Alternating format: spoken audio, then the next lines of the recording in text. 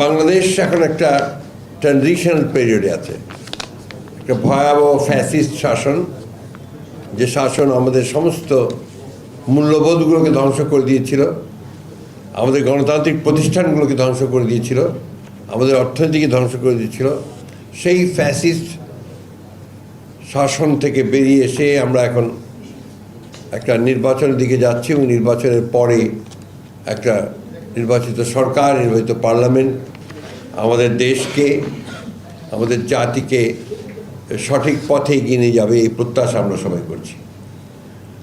কিন্তু এর মধ্যেই দেখা যাচ্ছে যে কিছু সংখ্যক ব্যক্তি মহল, তারা এই ট্রানজিশনাল যে প্রসেস, এটাকে বাধাগ্রস্ত করার জন্য ভয়ঙ্করভাবে চক্রান্ত করছে।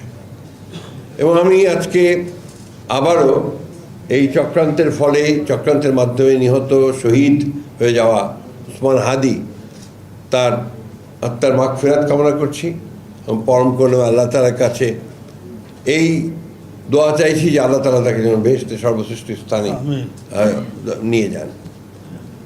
ইতিমধ্যে আপনারা দেখেছেন যে এই ট্রানজিশনাল পিরিয়ডে সরকারের ব্যর্থতার কারণে আইন শৃঙ্খলা পরিস্থিতির যথেষ্ট অবনতি হয়েছে। আমাদের প্রত্যাশা ছিল যে প্রফেসর ইউনূসের যে সরকার, সেই সরকার অন্তত এই কয়েকটা মাস তারা তাদের যোগ্যতার পরিচয় দেবেন এবং এফিসিয়েন্সির সঙ্গে দেশকে পরিচালনা করবেন। আমি ধন্যবাদ জানাই যে তারা তাদের কথা রেখেছেন, যে আপনার 26 ফেব্রুয়ারি মাসের 12 তারিখে নির্বাচনের ঘোষণা দিয়েছেন এবং নির্বাচন কমিশন সেটাই করছেন। কিন্তু নির্বাচনের যে পরিবেশ তৈরি করা, এই পরিবেশ তৈরি করা যে তাদেরকে আরও সচেতন এবং ইতিবাচক ভূমিকা পালন করা দরকার, আরও কার্যকরী ভূমিকা পালন করা দরকার এবং এই বিষয়গুলোতে তাদের ফোকাস আরও বেশি দেবেন এবং তারা আরও ভালোভাবে নির্বাচন যেন আপনার অত্যন্ত সুষ্ঠু পরিবেশে অনুষ্ঠিত হয়, সেই বিষয়গুলো দিতে লক্ষ্য রাখবেন, এটা আমরা আশা করি। আমাদের যে কথাগুলো ইতিমধ্যে সালাউদ্দিন সাহেব বলেছেন, যে জমিয়তে উলামায়ে ইসলাম বাংলাদেশ এর সঙ্গে আমাদের যে আলোচনাগুলো হয়েছে সে আপনারা শুনেছেন।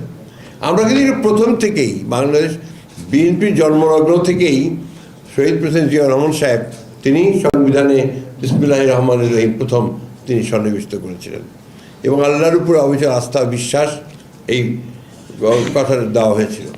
কিন্তু হাসিনার এই সরকার আপনার সেটাকে বাতিল করে দিয়ে নতুনভাবে 15th অ্যামেন্ডমেন্ট না 15th অ্যামেন্ডমেন্ট দিয়ে সবগুলোকে পরিবর্তন করে দিয়েছিল, যেটা আবার এখন পরিবর্তিত হয়েছে এবং আমাদের সেগুলোকে আবার সামনে এসছে।